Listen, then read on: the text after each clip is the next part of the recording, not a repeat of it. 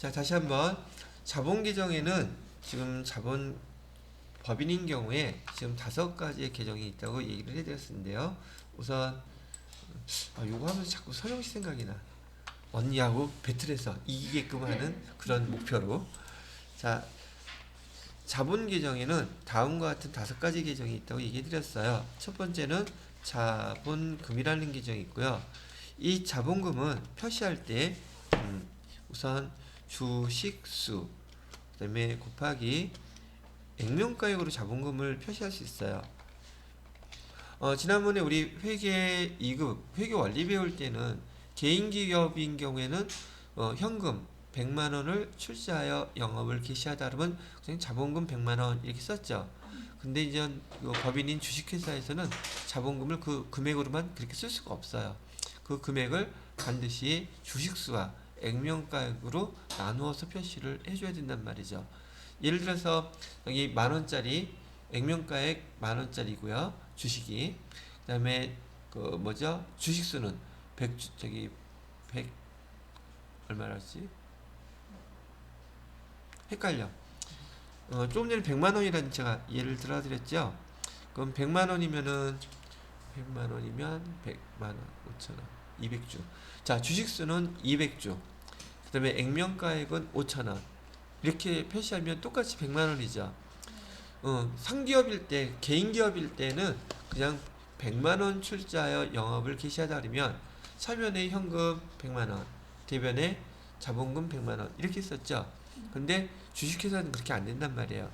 그때는 똑같이 금액이 100만원이라 할지라도 주식수는 200주, 액면가액은 5천원 그렇게 해야지만이 자본금이 100만원으로 기록된다 그러고 이것도 뭘 건드렸더니만 없어져 버렸네.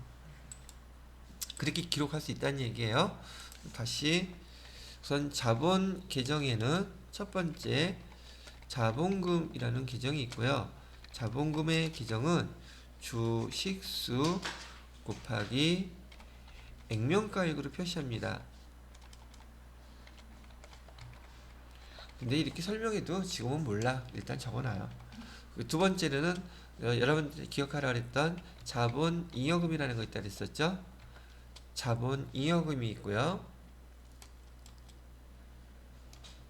세 번째로는 자본조정이라는 계정이 있고요. 네 번째로는 기타 포괄 손익 누계액이라는 계정이 있어요. 다섯 번째로는 이익잉여금이라는 계정. 5가지 제가 기억해 주세요 라고 하면서 지난번에 5개만 써드렸었죠. 일단 이렇게 먼저 기억을 하시고요.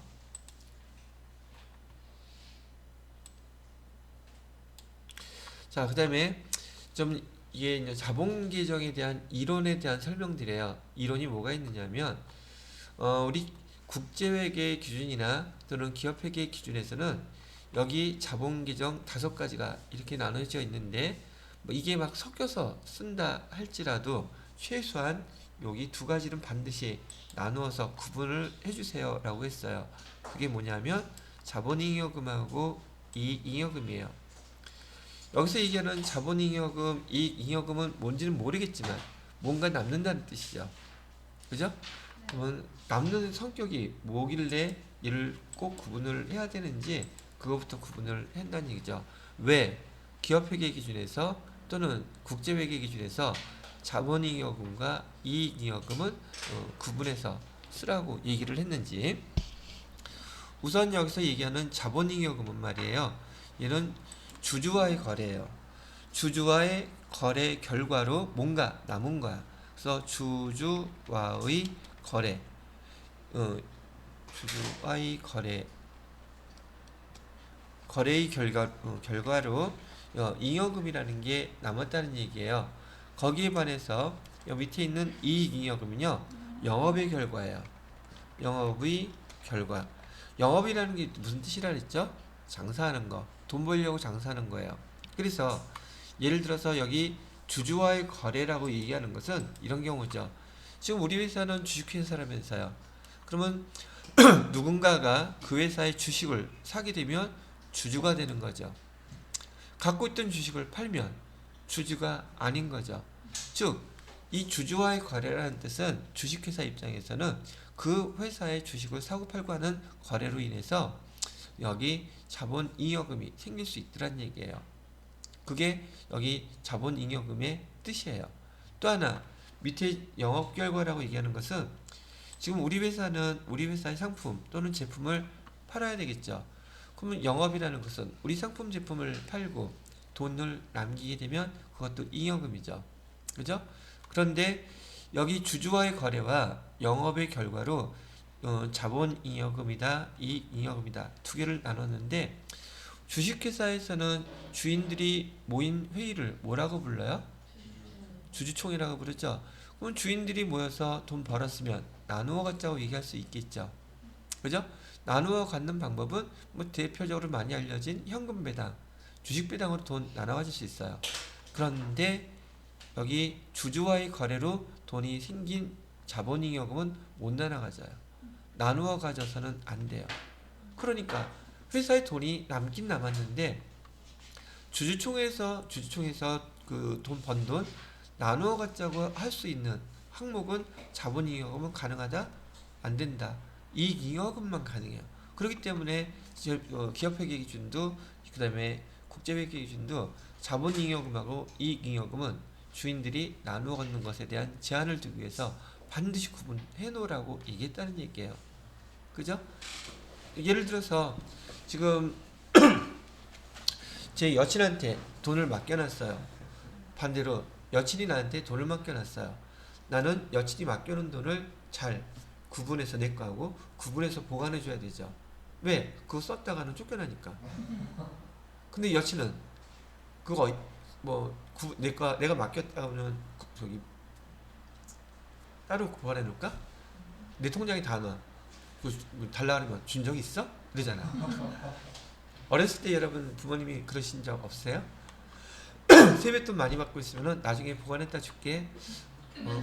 크면 지금 30이 됐어. 주셔야지 했더니 좀 더 커야지. 60이 됐어. 조금 더 커라. 나중에 상속 유산으로 줘. 그런 경우들 많이 있잖아요. 여기 의미 자체는 여기 자본잉여금은 누구와의 거래? 주주와의 거래. 이익잉여금은 영업의 결과. 이런 뜻이 이제 뭔지 알겠죠? 이것도 언니한테 한번 툭 던져봐요.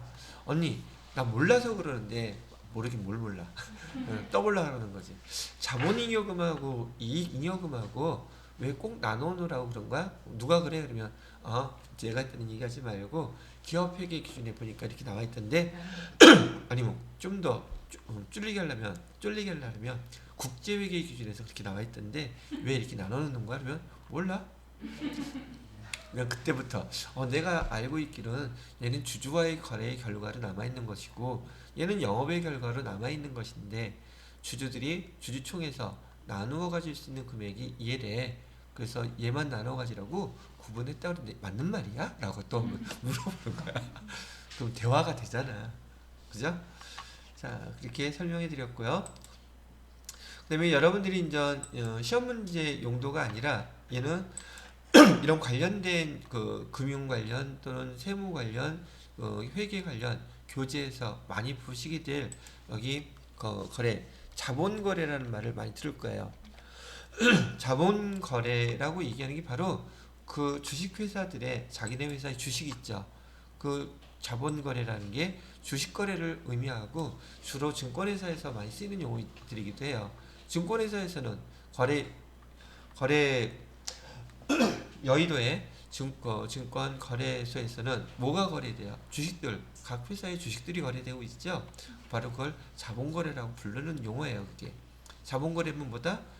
주식회사들의 주식거래, 자본거래라고 부르고 여기 자본자 들어간 용어가 어디 있어요? 자본 조정, 자본잉여금 이런 용어 설명해드렸죠. 이런 걸 우리 뭐라고 부른다? 자본거래라고 부른다. 자본거래는 누구와의 거래를 얘기한다? 주주와의 거래를 얘기한다. 주주하고 어떻게? 주식을 사면 주주가 되는 것이고 갖고 있던 주식을 팔면 주주가 아닌 거죠. 그래서 결국 주주와의 거래가 된다는 건 그런 의미예요. 그 회사 주식을 샀다 안 샀다. 됐죠? 자, 기본적인 이런 계정에 대한 설명 여기까지 해드렸고요. 자, 이제는 회계 1급 본격적으로 들어가야 되니까 자본잉여금에 어떤 것들이 있는지 제가 나누어서 또 써드리도록 하겠습니다. 자본잉여금에는 우선 주식을 발행해요. 자본거래는 지금 주식과 관련돼 있다면서요. 우리 회사는 주식회사잖아요. 돈이 필요하면 주식을 발행하면 돈이 될 수 있겠죠. 근데 주식을 발행했는데 돈 더 많이 들어왔어. 얼마 전에 카카오 게임즈 작년에 그 상장했던 거 뉴스에서 많이 들어보셨나요? 근데 거기 액면가액이 5,000원짜리예요. 근데 청약했는데 청약 할 때 24,500원인가 제가 기억하기 그랬던 것 같은데 액면가액은 5,000원짜리인데 지금 사람들이 사겠다고 난리치는 거는 얼마 주고 사겠대? 24,500원. 그 다음에 상장하고 나서 2, 3일 동안에 상가치가 올라가서 8만 몇천 원까지 올라갔다 떨어졌어요. 그죠? 액면가액은 5,000원짜리인데 지금 시가 사겠다고 거래되는 가격은 그렇게 비싸질 수 있단 말이에요. 이해되셨죠? 삼성전자가 액면 분할하기 전에 2018년도인가 기억이 얼핏 그런데 액면가액은 5,000원인데 그때 당시 거래되는 금액이 240만원에서 250만원이었어요. 근데 사람들이 환장하게 이게 살라고 들어. 왜 그럴까? 튼튼하잖아. 그 다음에 돈 많이 벌잖아. 그러면 시대차익 목적이 아니라 배당을 주더라도 주주니까 내가 갖고 있는 지분만큼은 돈 번 거에서 일부분을 나눠 가질 수 있겠죠. 장기 투자하는 사람들은 바로 그런 걸 생각하고 투자하는 거예요. 장기 투자하는 사람들은 뭘 기대하고 그 배당 소득이 1년에 은행에서의 이자보다 더 많이 준다면 지금 보통 은행 이자 넣어놓으면 1% 2%밖에 안 되잖아요. 근데 그 회사의 배당이 몇 프로가 돼? 만약에 3% 4%를 준다 그러면 당연히 돈 있는 사람들은 그 배당을 보고서는 그 주식을 사게 되겠죠. 이해되셨어요? 지금은 주식 살 때예요. 그래서 많은 사람들이 막 사고 있죠. 여러분들은 샀다가 1년 못 갖고 있을 거잖아. 그럼 사지 마요. 그냥 구경하는 거야. 그런 거 아시겠죠? 주식 발행을 했는데 조금 전처럼 예를 들어서 액면은 5,000원짜리인데 내가 10,000원에 팔았어요. 그 5,000원이라는 금액이 더 들어왔죠. 그걸 뭐라고 이제 우리가 부를 거냐면 주식 발행 초과금이라고 부를 거예요.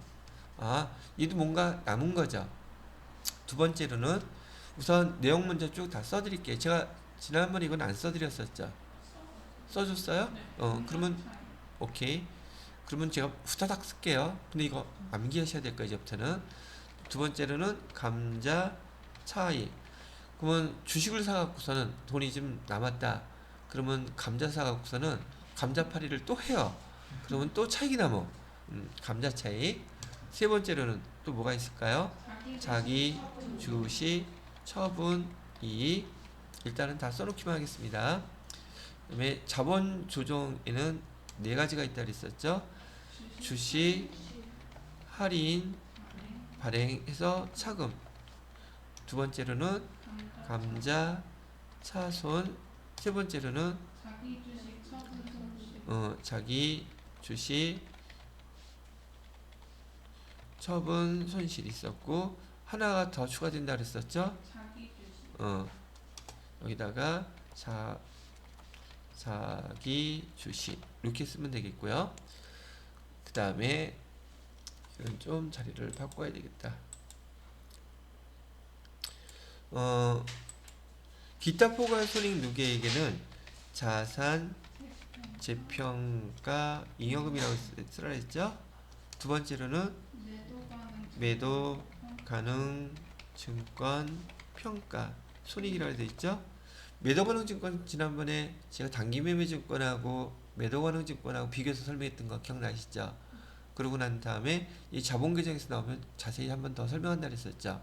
그 다음에 세 번째로는 해외 자산 환산 손익이라고 되어 있죠. 이렇게. 자, 그 다음에 이 잉여금에는 제가 두 개만 써드렸을 거예요. 그러면 정기 2월 미처분 이익 잉여금. 용어도 엄청 길죠. 못 외우기만 해봐. 빵 먹일 거야. 그 다음에는 단기 손익이라고 되어 있죠.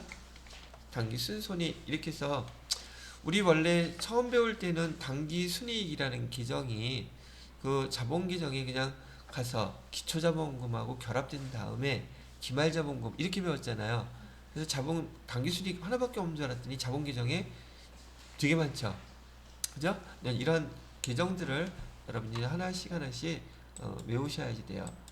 지금 외우라는 건 아니고 제가 요거에 대해서 이제 하나하나 예를 들어 드리면서 설명할 거예요. 그럼 이 계정들에 대한 내용을 이해가 돼야지 외워지는 것도 좀 빠르겠죠. 이해가 안 되면 외웠다 해도 금방 까먹어요. 그러니 여러분이 이해를 하기 쉽도록 제가 설명을 해드려야 될 거라는 건 당연한 것이고요.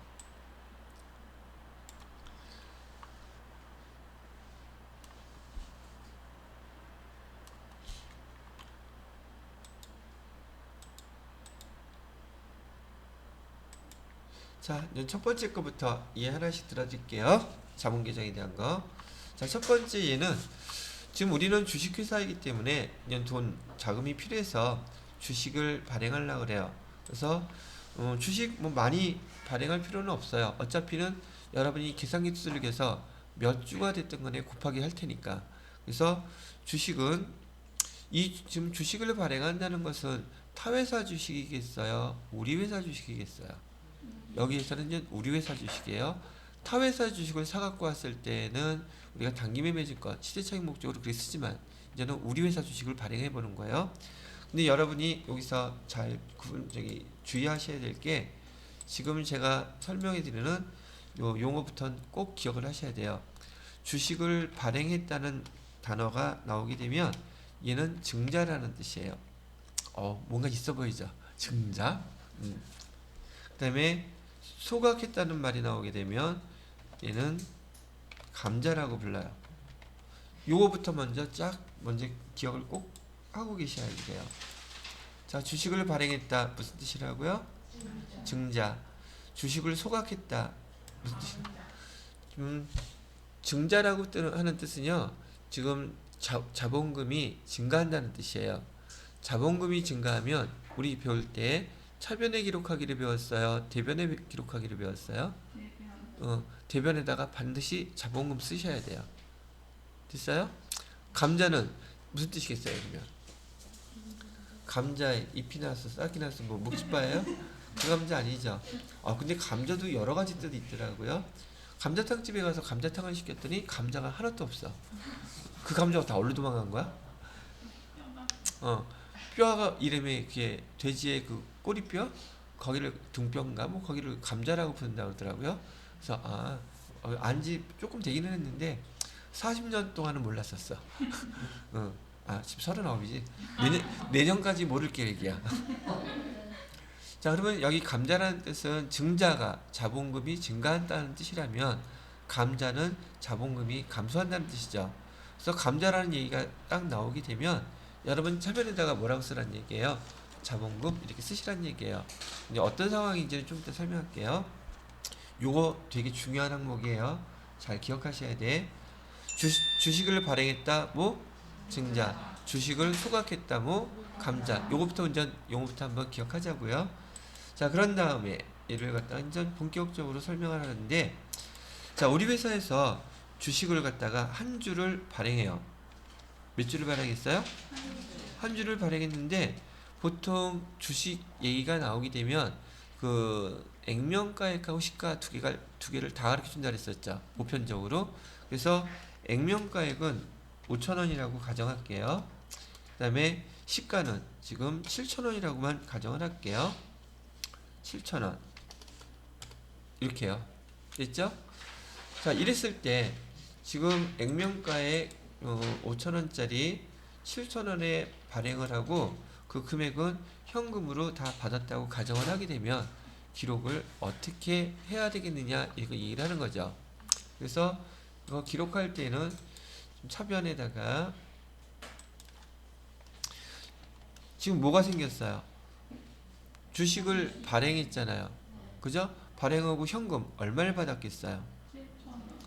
돈 받은 거는 7,000원짜리를 받았겠죠. 7,000원을 받았겠죠. 그래서 현금은 한 주 발행하고 7,000원 이렇게 받았는데 지금 주식을 뭐 한다고요? 발행하면 뭐라고요? 증자. 증자는 뭐라고 쓰란 뜻이에요, 여기? 증자의 뜻이 자본금이 증가했다는 뜻이니까 대변에다가 증가한 거 쓰려면 자본금 대변에 써야겠죠. 여기다가 자본금 이렇게 쓰란 얘기예요. 근데 자본금은 어떻게 기록해 주기로 했어요?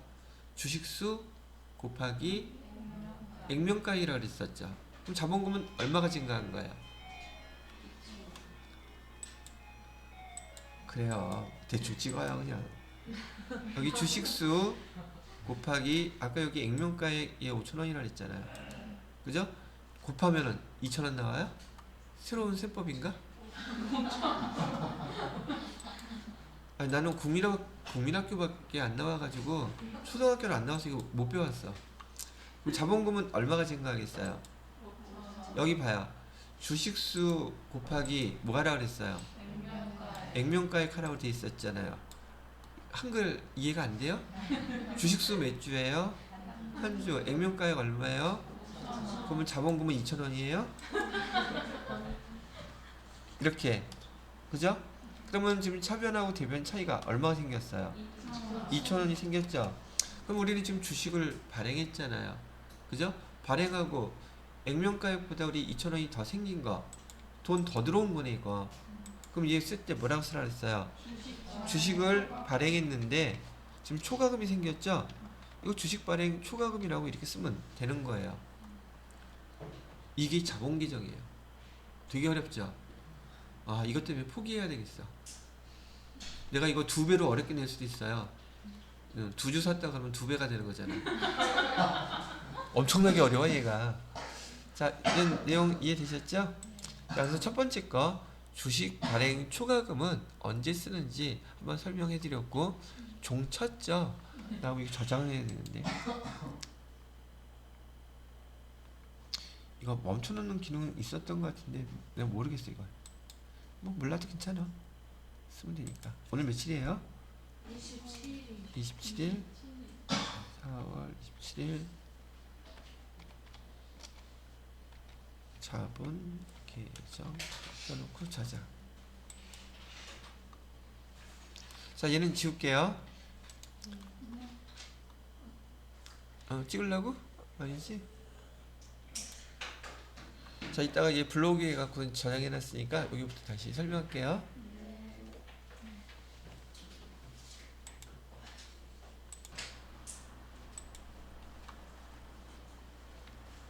자, 그래서 지금 여기 회사에서 자금을 조달하기 위해 회사의 주식을 갖다가 한 주를 발행했다. 아, 증자. 대변에다가는 주식수 곱하기 액면가액이니까 한 주 곱하기 5,000원 하면 되겠구나. 그럼 자본금은 얼마가 증가하겠구나. 근데 이렇게 발행했더니 지금 사람들이 얼마에 사겠대? 7,000원에 사겠대. 그럼 현금은 7,000원 들어오겠죠.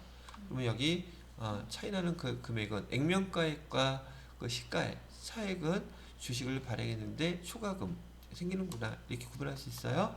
자, 이번에는 주식을 액면가액보다 비싸게 발행하게 되면은야 이렇게 주식 발행 초과금이 생기겠지만, 만약에 얘를 갖다가 액면가액보다 싸게 발행하게 되면 오히려 돈이 모자르겠죠. 여기는 얼마 이번에는 발행했느냐면 똑같이 발행한 거예요. 4,000원에 발행을 했어요. 그리고 얘도 현금으로 받았다고 가정하는 거죠. 현금으로 받았다면 여기 회계 처리는 어떻게 되겠어요? 여기 차변에 현금은 얼마 들어온다? 4,000원 들어왔을 것이고, 대변에다가는 뭐라고 쓴다? 자본금 얼마? 얘는 변동사가 없어요. 돈만 적게 들어왔을 뿐이지 주식을 발행했다고 하면 무조건 자본금은 주식수 곱하기 액면가액으로 해주는 거예요. 근데 이번에 차이가 어느 쪽이 생겼어요? 차변에 1,000원이 생겼죠? 그죠? 이 이름 뭐겠습니까? 주식을 할인 발행한 거예요. 그래서 주식 할인 발행 차금. 얼마 전에 우리 배웠던 거기 사채하고 내용이 용어가 비슷하죠. 주식을 할인 발행해서 차이가 난 금액은 얼마겠다? 1,000원이다. 이렇게 기록하면 돼요. 그러면 여러분 여기서 주식 발행 초과금이라는 계정하고 주식 할인 발행 차금이라는 계정 두 가지를 했죠. 여기 첫 번째 거하고 여기 자본 조정이 첫 번째 거 두 개를 설명한 거예요. 이렇게 간단해요?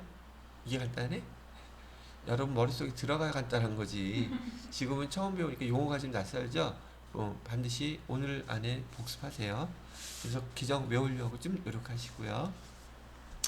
자, 그 다음에 지금 주식 거래를 하게 되면 보통 주식을 발행할 때 원래 그 실무 절차는 어떻게 되느냐면 회사에서 주식을 발행한다 그래서 회사에서 주식을 직접 발행하는 게 아니에요. 어디에다가 의뢰를 해요? 증권회사에다가 의뢰를 하게 됩니다. 그러면 그 증권회사에서는 회사 대신에 청약 이런 것도 모집하고 주식도 발행하고 등등 여러 가지 절차를 대행해 주겠죠. 주식을 발행하기 위해서 법률 자문도 분명히 받습니다. 뭐 그런 것들을 다 하고 난 다음에 주식을 발행할 때 수수료들이 많이 생기겠죠. 그 비용들은 주식을 발행할 때 여기 주식 발행 초과금이라든지 주식 할인 발행 차금이 생기는 거 여기서 조정해 주는 거예요. 별도로 수수료 비용을 쓴다 안 쓴다. 그거 나타나면 안 돼요. 만약에 주식 발행 여기 초과금이 2,000원이 있었는데 주식 발행과 관련돼서 비용이 예를 들어서 500원 있었다고 치면 주식 발행 초과금은 여기서 500원 빼줘야 되겠죠. 이해가 돼요? 그 다음에 현금은 6,500원이 들어오겠죠. 수수료 계산하는 거는 지난번에 단기매매증권 계산하는 거하고 룰이 똑같아요. 수수료 나타나면 된다 안 된다?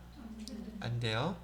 자, 지금 여기 자본 계정을 하고 있는데 자본 계정에 주식 발행 초과금 2,000원 있었죠. 지금 여기 주식 할인 발행 차금 지금 1,000원 생겼죠. 지금 이런 경우는 이 거래가 지금 따로따로 벌어진 경우예요. 근데 만약에 이렇게 될 수도 있다는 얘기죠. 이 회사에서는 처음에 지금 예를 들어서 2019년도에 이 주식을 발행했었어요. 그래서 그때는 사람들이 기대가 많아서 액면가액보다 더 비싸게 주고 주식 발행 초과금이 생겼었는데 지금 2020년도에 자금이 좀 더 필요해서 2020년도에도 똑같이 주식을 발행했단 말이죠. 근데 사람들이 생각하기에 기대만큼 안 돼. 그러니까 액면가액으로 발행해도 안 사. 근데 회사에서는 돈이 필요해. 그러니까 액면가액보다는 싸더라도 발행할 수도 있겠죠.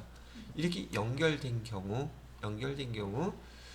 자본 계정의 특징. 자본 계정은 앞에 주식 발행 초과금이 있었다고 하면 여기 초과금 있죠? 그 다음에 주식을 발행했을 때 주식 할인 발행 차금이 생기잖아요. 이거 기록하기 전에 여기 있는 것부터 먼저 빼서 써야 돼요. 그러면 주식 발행 초과금이 있었기 때문에 주식 할인 발행 차금 계정이 나타날까 안 나타날까? 안 나타나죠? 왜? 여기 지금 주식 발행 초과금이 충분하게 2,000원이 있었잖아요. 그래서 얘를 주식 할인 발행 차금 대신에 뭐라고 써야 된다? 만약에 이게 연결된 계정 거래였다면 여기 주식 할인 발행 차금이란 계정 대신에 여기다가 주식 발행 초과금 해서 얼마를 쓴다? 1,000원을 이렇게 빼쓰는 거예요. 논리는 이런 거예요. 지난번에 주식 발행해서 돈 남았잖아. 근데 비용으로 돈 여기 지금 생겼다고 비용으로 기록하지 말고 남아있는 것부터 먼저 써. 이런 뜻이에요. 이해되셨어요? 하나만 더 예를 들어 볼게요. 그러면 거래 내용을 보게 되면 분명 주식을 발행했는데 액면가액보다 더 싸게 발행했죠. 그러면 우리가 생각하기에 주식 할인 발행 차금 생겨야 되는데 왜 주식 발행 초과금이라고 썼지? 앞에 뭐가 있었다는 뜻이에요. 주식 발행 초과금이 있었다는 뜻이야. 됐어요?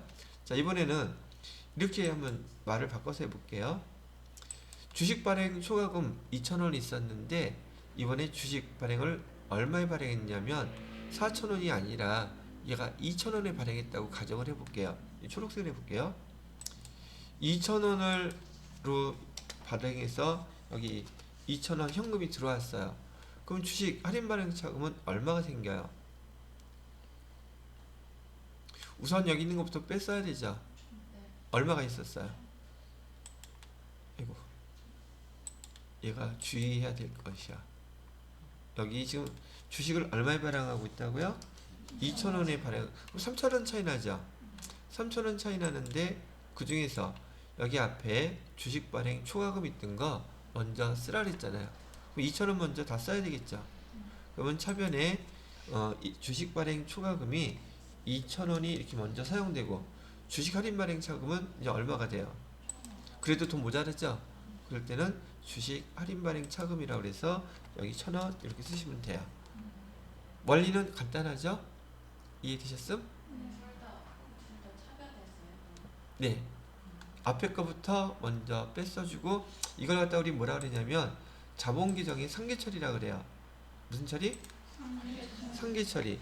상계처리는 반대 규정으로 보내라는 뜻이에요. 그래서 없애라는 뜻. 이해되셨나요? 그러다 보니까 특이하게 계정은 지금 여기 거래는 한 가지인데 여기에 주식 발행 초과금도 생기고 주식 할인 발행 차금도 생기고 처음에 보시는 분들이 되게 이상하게 보인단 말이죠. 근데 의미를 이해하게 되면 앞에 있었던 주식 발행 초과금 얘부터 없애라는 뜻이잖아요. 왜요? 지난번에 이 얘기 비슷하게 한 게 있었는데 자본 계정은 얘는 내년으로 2월이 돼요. 근데 얘는 항상 2월 되기 전에 얘부터 앞에 있었던 거 먼저 빼서 없애고 그 다음에 결과를 기록하라 이렇게 돼 있는 거죠. 상기 처리하고. 자, 지난번 거 한번 기억해보라고 또 한번 이런 얘기 해볼까요? 지금 여기 주식 발행 초과금 규정 말고 매도 가능 증권 평가이익 있었죠. 매도 가능 증권 평가이익 어디 있어요? 여기 있죠 지금. 그죠? 그래서 지난번에 단기 매매 증권하고 매도 가능 증권하고 평가 손익이 있으면 걔부터 빼서 없애고 그 다음에 차변 대변 합계 금액 계산하세요 그랬었죠. 자본 규정은 다 똑같아요. 이 처리하는 방법이. 이거 하나만? 아니요. 계속 할 거예요. 그럼 두 번 지난번에 맛배기로 봤던 매도 가능 증권 걔도 자본 규정이었기 때문에 뭐가? 평가 손익이 이렇게 회계 처리하라는 거 기억 얼핏 나죠? 자본 규정은 항상 그 전에 이런 것들이 규정이 있었는지 없었는지 여러분이 알아야 된다는 얘기죠. 됐나요? 회계 1급 정도 시험 문제에서 나올 때는 예를 들어서 2020년도에 여기 지금 액면가에 5,000원짜리를 지금 2,000원에 발행하면서 주식 발행 초과금은 없는 것으로 한다. 그럼 그냥 이거 그냥 기록하시면 돼요. 근데 만약에 조회해서 답하시오 회계 처리하세요 그러면 조회해서 얘가 있는지 없는지 찾아야 돼요. 뭐 찾는 거는 실기할 때 제가 가르쳐 드릴게요. 근데 내용은 먼저 이해를 하고 계셔야 한다는 얘기죠. 되셨나요? 자, 그럼 얘는 이제 지우고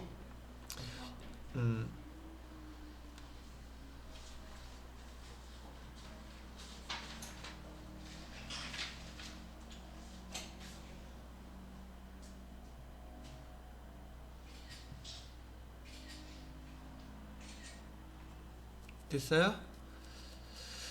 자, 그러면 여기 사용하던 거 계속 활용해야 되니까 이번에는 뭘 설명할 거냐면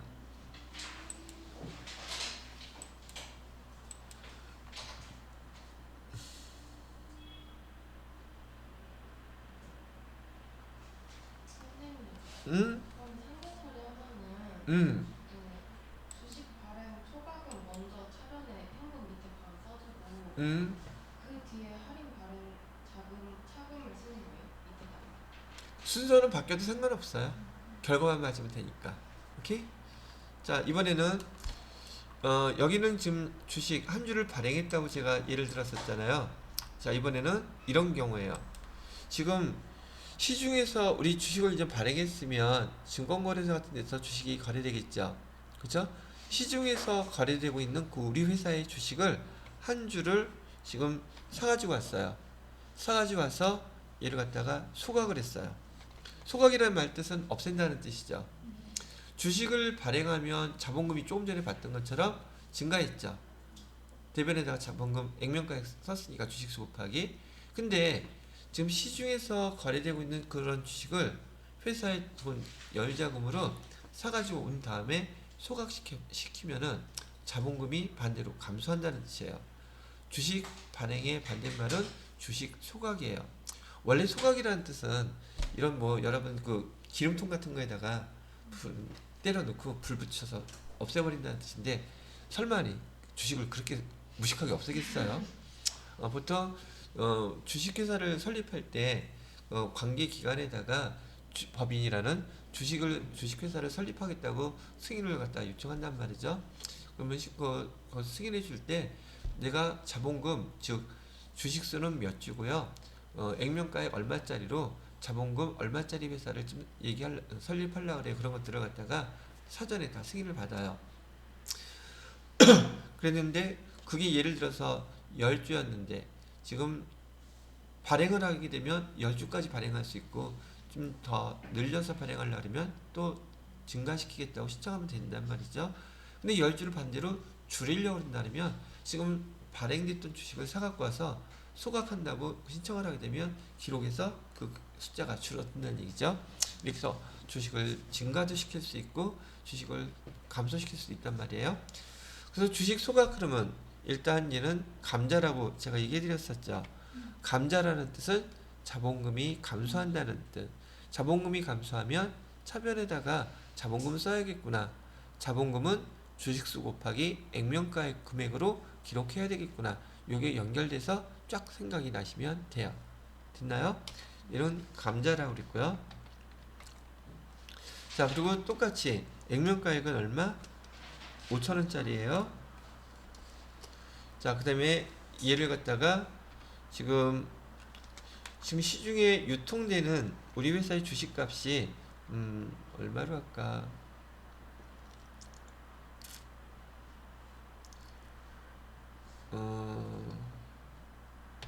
4,000원?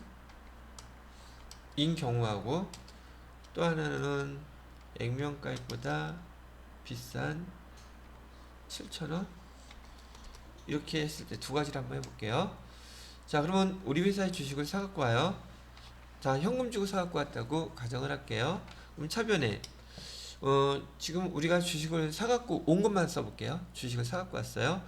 그럴 때는 타 회사 주식일 때 그 시세 차익 목적으로 사갖고 오면 단기 매매증권이라고 써야 되는데 우리 회사의 주식을 사갖고 왔다면 여기 자기 주식이라고 이렇게 쓰시면 돼요. 자기 주식 얼마 주고 사갖고 왔죠? 지금 4,000원에 사갖고 왔다고 한번 얘기를 해볼게요. 4,000원 이렇게 사갖고 왔고요. 현금은 얼마 주고 사왔어요? 대변에 현금은 얼마가 나갔다? 4,000원이 이렇게 나갔겠죠. 그죠? 근데 얘는 지금 자기 주식을 사왔다 왔지 소각했다는 말 제가 안 했죠 아직. 그죠? 자기 주식만 사왔을 때는 자기 주식이라고 시가로만 계산을 하는 거예요. 근데 이 자기 주식을 지금 팔 수도 있겠죠. 갖고 있다가 차변에 자기 주식을 지금 시가 4,000원일 때 사갖고 왔는데 지금 얘를 7,000원에 팔았어요. 현금 받고. 현금은 얼마를 받았을까? 7,000원을 이렇게 받겠죠? 그럼 대변에다가는 자기 주식 얼마 주고 사왔어요? 자기 주식 4,000원 주고 사왔다면서요. 그죠? 그러고 나서 금액이 지금 차이가 났네. 대변에 얼마 차이가 나요? 3,000원? 자기 주식 처분 이익 해서 3,000원 이렇게 기록해 주는 거예요. 근데 여기는 지금 제가 자기 주식만 사갖고 오고 갖고 있던 자기 주식을 처분했죠. 그죠? 소각했다는 말 했어요? 안 했어요? 안 했죠. 아무 얘기 없이 자기 주식을 사갖고 왔다 처분했다 그러면은 소각이란 말이 반드시 들어가야 돼요. 이 소각이란 말이 들어가지 않으면 감자가 아니에요. 그건 자기 주식을 사갖고 오고 사갖고 갖고 있던 자기 주식을 또 처분한 것 뿐인 거예요. 그때는 액면가액이 필요 있겠어요? 없겠어요? 없어요. 왜? 여기 감자나 증자나 즉 발행이나 소각이나 이 말이 지금 없잖아. 자본금 계정이 주식수 곱하기 액면가액으로 쓰이는 경우는 요 두 가지 경우예요. 즉 자본금이 증가할 때. 그럼 발행이라는 얘기가 꼭 나와야 되겠죠.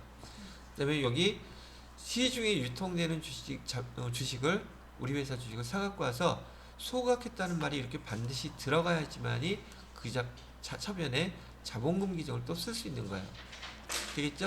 그럼 이제 머릿속에 정리해 놓을 때는 어, 증자일 때, 감자일 때, 즉 주식을 발행했을 때 또는 시중에 유통되는 주식을 사가지고 와서 소각했다는 말이 들어가야지 자본금 개정이 쓰인단 말이죠.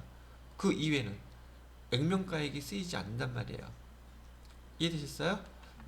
자, 그래서 지금 여기 자기 주식 처분 이익이 나는 개정 상황을 이렇게 한번 설명해 드렸고, 사갖고 왔을 때 그냥 시가만 결정이 됐지 여기는 쓰지 않았죠.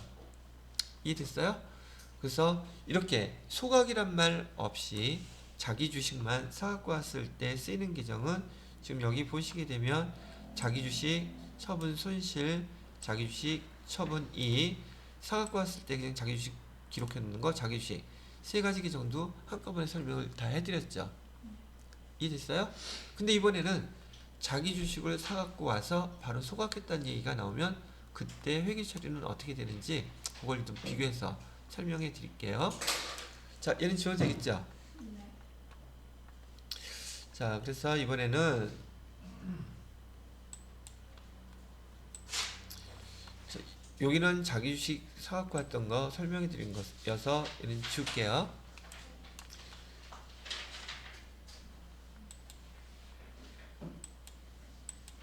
자, 이번에는 여기다가 자, 자기 주식을 시중에 거래되는 주식을 사갖고 와서요. 얘를 소각했대요. 소각했다 그러면 감자. 감자면 차변에 자본금 써야 되겠죠. 얼마에? 자본금은 5,000원이 없어지는데 시중에 지금 유통되는 우리 회사의 주식이 현재 4,000원이래요. 그래서 얘를 현금 주고 사왔어요. 그럼 대변에는 뭐라고 써야 될까? 현금 주고 사왔으니까 현금 얼마 주고 사왔어요? 4,000원 우리가 썼죠. 그러고 나니까 또 차변 대변의 금액 대변에 얼마 차이가 나요? 1,000원 생기죠. 이 1,000원을 우린 뭐라고 쓰냐면 지금 자본금을 감소시켰죠. 그래서 감자 감자 했는데 이익이 생겼어요? 손실이 생겼어요? 거짓말하고 있네. 지금 우리 자본금은 5,000원을 줄였는데 나 돈 쓴 거는 지금 4,000원밖에 안 썼어.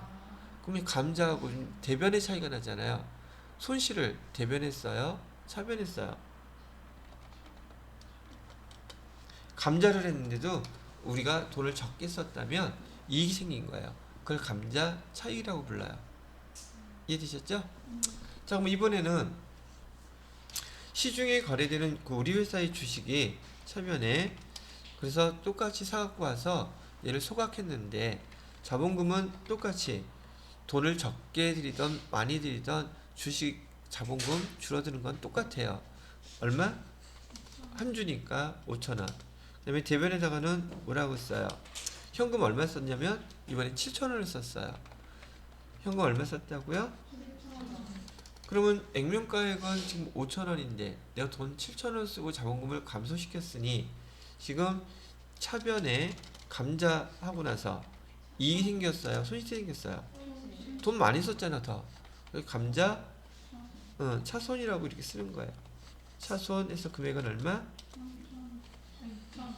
2,000원 이렇게 쓰는 거죠.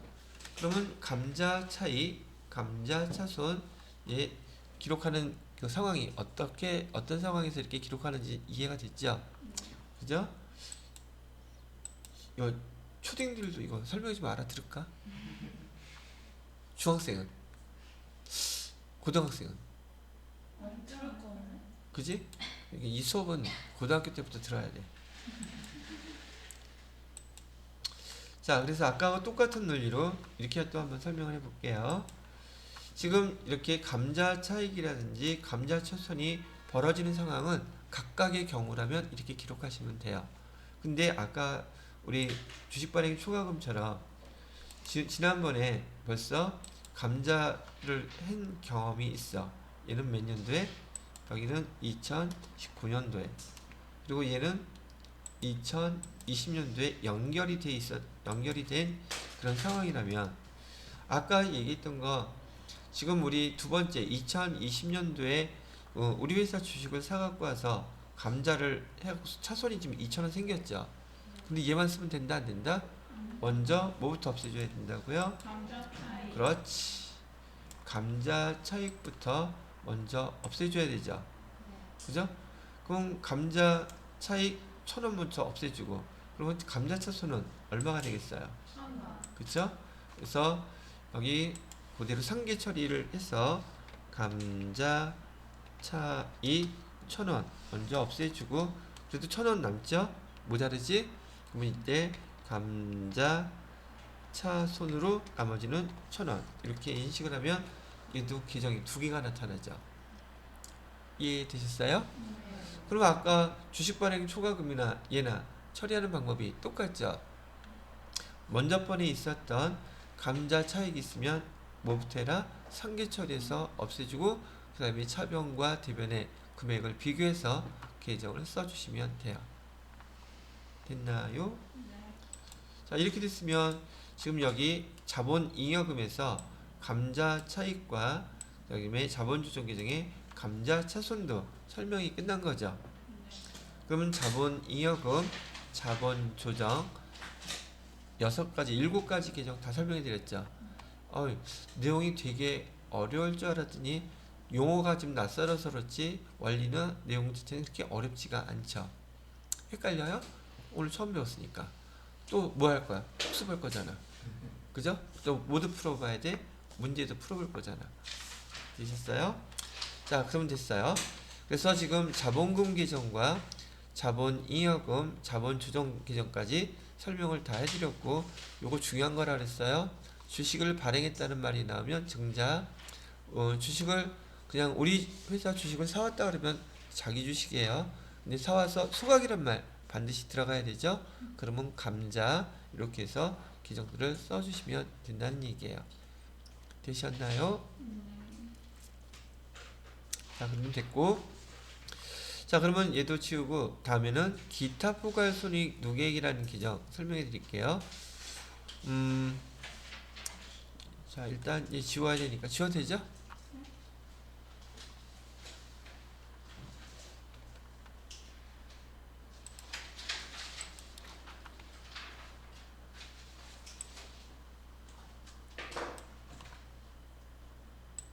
자, 요거는 제가 이제부터 설명하는 말을 좀 잘 이해하고 들으셔야 될 것 같은데, 자, 원래 기타 포괄 손익이라고 얘기하는 이 누계 계정은요, 손익계산서 계정이에요. 손익계산서 계정인데 왜 자본 계정에 여기 지금 들어와 있는 걸까? 지금 국제회계 기준에서 손익계산서를 작성하게 되면 보통 우리가 포괄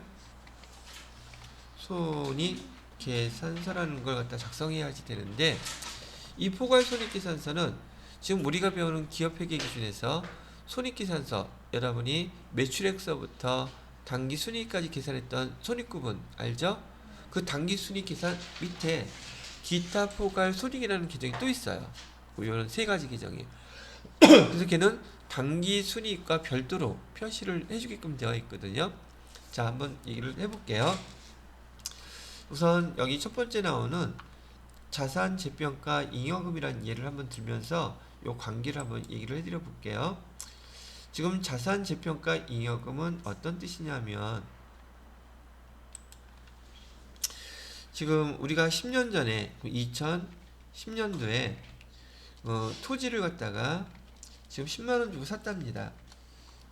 그리고 우리 재무상태표에는 유형자산으로 이 토지가 계속 기록되고 있어요. 그럼 취득원가가 바뀔 리가 없겠죠. 그때 돈 주고 샀던 거니까. 그죠? 그래서 얘를 갖다가 지금 2020년이 됐어요.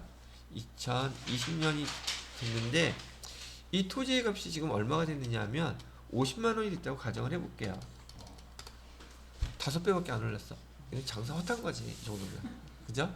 한 50배 정도는 올라야지 되는데. 자, 그렇다면 지금 우리 재무상태표의 토지 유형자산으로 기록되어 있는 금액은 얼마인데? 10만원인데 지금 2020년 지금 평가를 해봤더니 50만원이래요. 근데 이 유형자산은 평가하는 방법이 2가지가 있어요.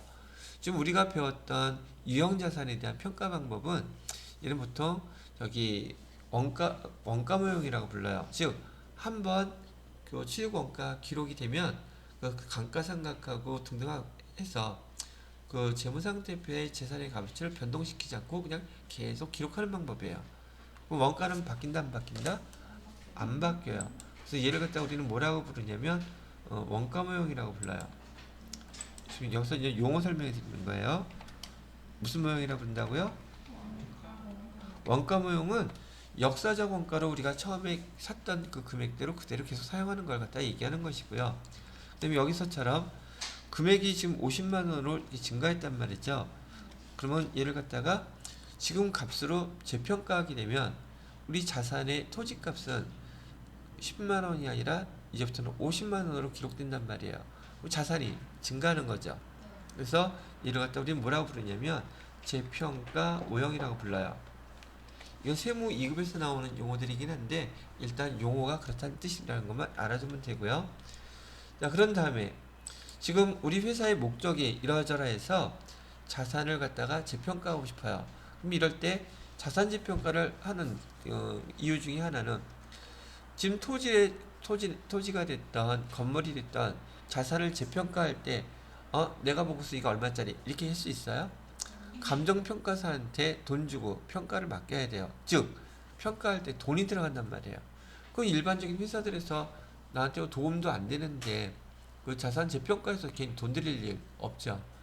근데 이 회사가 만약에 건축회사인데 이번에 그 종합경기장에 그 공사할 때 거기 입찰하고 싶어. 근데 조건이 자산 규모가 어느 정도 이상 되는 그 회사만 입찰에 참여할 수 있대. 근데 우리가 갖고 있던 토지하고 건물 평가하면 그 자산 규모를 맞출 수 있을 것 같아. 그럼 나한테 효익, 뭔가 좋은 게 있죠. 그러니까 돈을 들여서 자산을 재평가하는 거예요. 그랬더니 여기 공사 입찰에 참여할 수 있는 자산 규모가 맞았어. 그러면 당연히 그 참가하기 위해서 자산 재평가를 실시하겠죠. 그럼 우리 재무회계에다가 기록을 해야 되겠죠. 토지라는 자산이 증가했으니까 증가한 만큼 기록해 줘야 된단 말이에요. 그럼 회계 처리는 어떻게 하느냐고요? 이렇게 해주면 되는 거예요. 여기다가 차변에 뭐가 증가했어요? 여기 자산이란 말이 어딨어? 얼마? 40만 원 지금 증가했죠? 그리고 대변에다가 얘 실제로 팔았어요? 샀어요? 그런 거 없죠? 평가만 한 거지.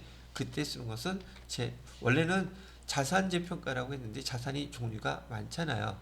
총괄해서 쓰는 용어고 그러면 여기 토지, 재평가, 잉여금 이렇게 쓰면 된다는 뜻이에요. 근데 그냥 통칭해서 그냥 재평가, 잉여금이라고 이렇게 쓰는 거예요. 금액은 얼마? 40만 원 이렇게 쓰는 거예요. 이해되셨죠? 그때 쓰는 용어 계정이 재평가, 잉여금 이렇게 쓰는 거예요. 재평가, 잉여금은 어디 계정이에요? 자본 계정이에요. 이해되셨나요? 네. 자, 근데 지금 이 자산 재평가한 잉여금 이 40만 원이 지금 원래 제가 손익계정이라고 그랬었죠. 근데 이 자산 재평가 잉여금이 손익계정으로 들어가게 되면 그의 단기 순이익은 40만 원이 증가하게 되겠죠. 이해되시? 근데 단기 순이익의 뜻이 뭐예요? 단기 순이익이란 단기는 언제를 가리키는 거야? 올해. 순수하게 번 이익이라는 뜻이죠. 근데 여기 40만 원은 올해 번 거예요? 10년 동안 번 거예요? 그럼 단기 순이익이란 말이 맞아요? 틀려요?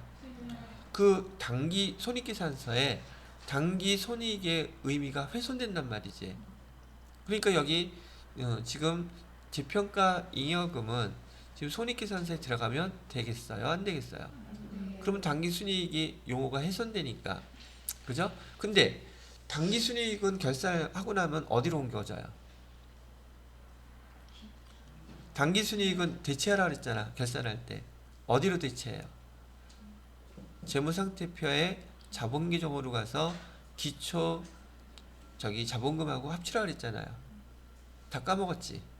지금 기억해요. 그럼 또 다시 단기 손익계산서에 단기 순이익은 어디로 대체해요? 재무상태표에 자본계정으로 대체하죠. 그럼 거기서 기초 자본금과 단기 순손익 합쳐져서 기말 자본금 되잖아요. 그죠?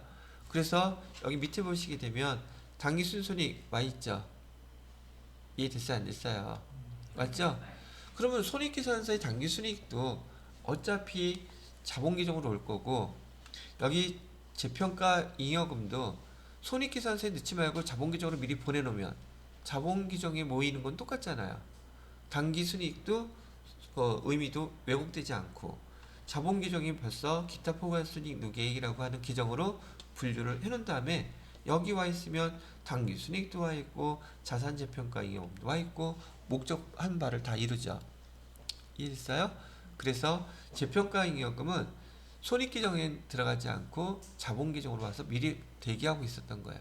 그래서 얘가 자본계정이 된 겁니다. 이해되셨어요? 됐어요. 자산, 재평가, 잉여금 이렇게 이런 상황에서 기록하는 것이다 라고 기억을 해두시면 되겠어요. 됐어요? 자, 매도가능증권은 여기서 잘 나오는 여기 세무사회 문제에서 매도가능증권으로 시험 문제를 잘 내요. 제가 매도가능증권 평가손익만 자본계정이고 나머지 다 손익계정이라고 했었죠. 그래서 얘 한 번만 다시 제가 잠깐 설명해 드리는데 그 전에 해외자산 환산손익은 별 시험 문제는 잘 출제되지는 않는데요. 내용은 이해를 해야겠죠. 쓰지는 않을게요. 말만 들으세요. 해외자산 환산손익은 우리 지금 회사의 대표 기업들이 지금 지사가 전 세계 글로벌하게 다 퍼져 있죠.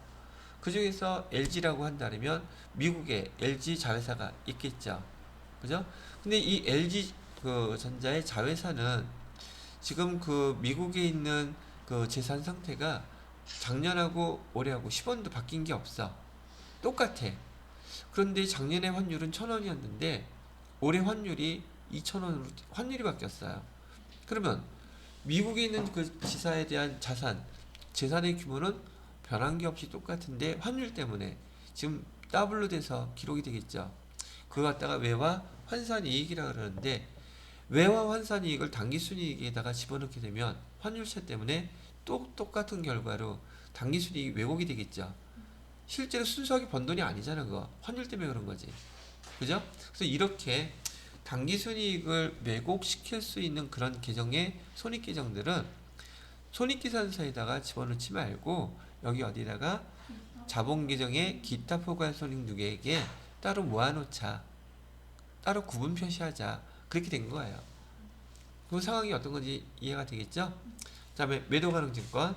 매도가능증권은 요거 지우고서는 다시 설명해 드릴게요.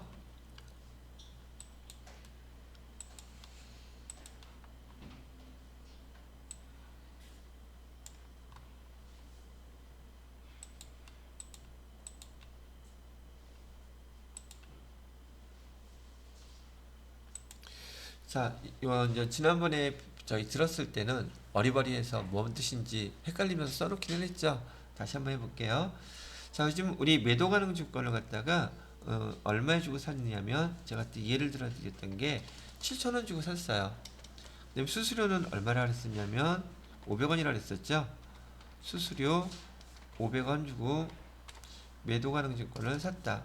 그럼 기록할 때는 얘 다 현금 주고 샀어요. 차변에 매도가능증권 이렇게 쓰기로 했죠. 7,500원 수수료 포함해서 대변에다가는 다 현금 주고 샀어요. 자, 근데 12월 31일 날 공정가치가 지금 얘가 10,000원이 됐단 말이에요. 자, 그럴 때 회계처리 어떻게 한다고 했었죠? 차변에 매도가능증권 금액이 증가했죠. 매도가능증권 얼마 증가했어요? 2,500원 증가했죠. 그때 쓰는 계정의 이름 뭐라고 했었어요? 매도가능증권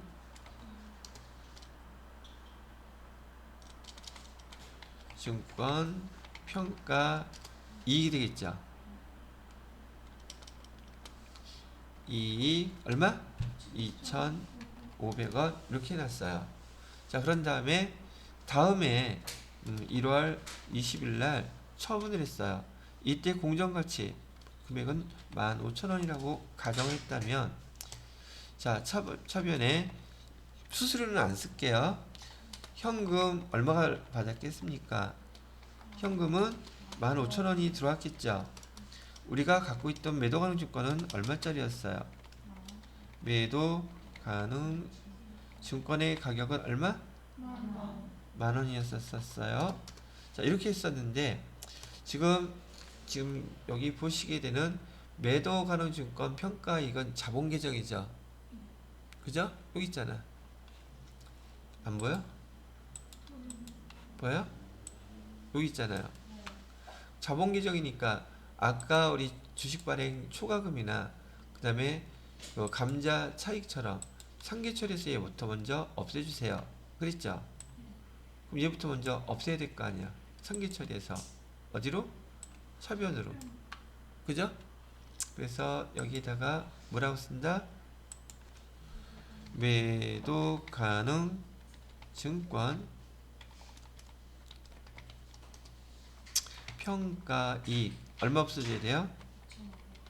2,500원 이렇게 없애주고 주죠.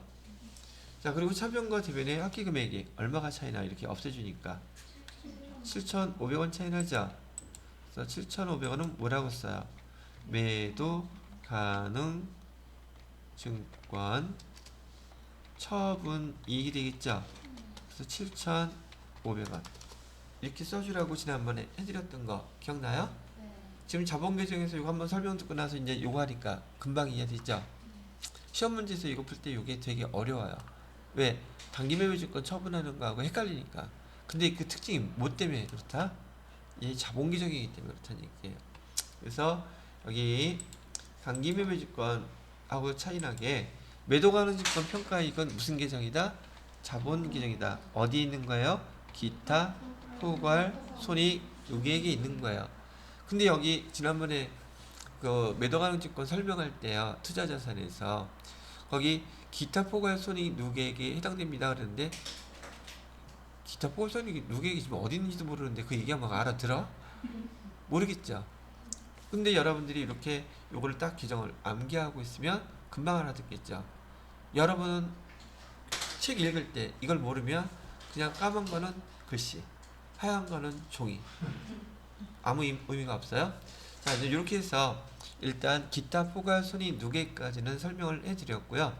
시험 문제 잠깐 회계 1급에서 나오는 거 예를 들어 드릴게요. 지금 제가 설명해 드렸던 대부분의 내용은 다 세무 2급 내용들이에요. 근데 그 중에서 여기 아까 주식 발행 초과금 있죠. 그 다음에 매도 가능 증권 요거 분기한 거 요 두 개만 회계 1급에서 나올 때도 있고 안 나올 때도 있고 나오면 난이도가 높은 문제예요. 이해되셨어요? 보통 자본 계정은요 세무 2급부터 많이 내요. 지금 회계 2급, 회계 1급은 유형자산 또는 그 당좌자산 또는 유동자산이 있죠. 대부분 시험 문제 거기서 나와요. 그래서 시험 문제 출제하는 파트가 구분되어 있다고 보시면 돼요. 근데 앞에서 유동자산 관련된 시험 문제를 전산회계 1급, 2급에서 많이 냈으니까 그 다음에 나머지 유형자산이라든지 무형자산이라든지 자본계정들은 그 상위 급수에서 낼 수밖에 없잖아요. 출제되는 문제가 많지가 않단 말이에요. 여러분 전산, 회계, 전산, 세무에서는 이런 문제가 그러니까 나오는 게 제한적일 수밖에 없어요.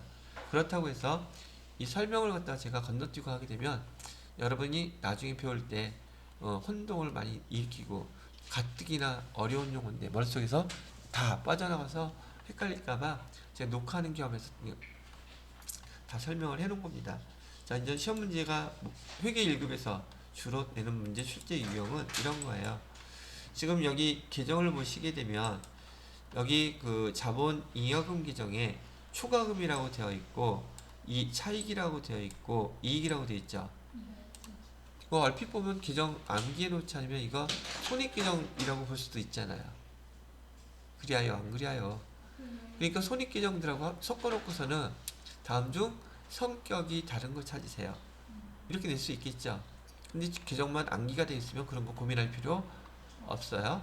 자, 또 하나 여기 같은 자본계정인 건 그나마 공부 좀 해서 알고 있는데 자, 지금 제가 계정을 4개를 얘기해 볼 테니까 4개 중에서 성격이 다른 거 하나 골라보세요. 첫 번째 주식 발행 초과금, 두 번째 감자 차익, 세 번째 자기 주식 처분 이익, 네 번째 자기 주식. 성격 다른 거 뭐예요? 자기 주식. 어려워요? 쉬워요? 뭐 보고 하니까 쉽지. 문제가 어떤 형태로 나온다는 걸 알고 있어야지만이 계정을 암기해 놓고 그 계정을 갖다가 우선 계정을 암기하려면 내용이 이해가 돼야지 기억이 오래 가요. 그래서 그 거래되는 상황들을 제가 설명 먼저 해드린 거고, 이런 계정들은 우리 회계 담당자가 그런 경우에 사용하는 거예요 라고 지금 알려드린 거고요. 이해되셨어요? 그래서 계정을 갖다가 정확히 암기해 놓으시고, 특히나 여기 제일 잘 나오게 되는 여기 매도가능증권 평가라 그랬어요. 평가.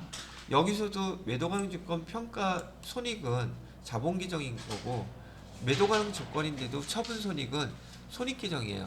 손익계산서. 이해되시겠죠? 그러니까 자본계정 있는 거 이렇게 상계 처리한다는 거 우선 알아두시면 될 것 같고요. 되셨나요? 계정도 꼭 외워야 되겠죠? 지금 뭐 남았어요 마지막으로? 이익잉여금 남았죠? 근데 옆에 거는 이거 계정도 뒷딱이라 그죠? 근데 지난번에 우리 거래 판례서 여러분들 기억하게 할 때 제가 금방 기억하게 했죠? 설명 듣고 나니까 몇 초 만에 자동으로 기억됐죠? 요 계정 내용들, 이익잉여금 계정도 제가 10분 쉬었다가 설명해 드리면 단박에 금방 이해할 거예요. 그래서 이해해 놓고 자본 계정은 이걸로 거의 종치는 걸로 하겠습니다. 문제 나오는 것 설명해 드렸으니까 계정 잘 암기하시고, 보통 회계 1급에서는 자본 계정 나오게 되면 계정 물어보는 게 보편적이에요. 자본 계정, 그다음에 그 구분할 줄 아는지 모르는지. 앞에 5개만 갖고는 안 되겠죠. 다 외우셔야 돼요. 자, 이번 시간에는 여기까지만 할게요.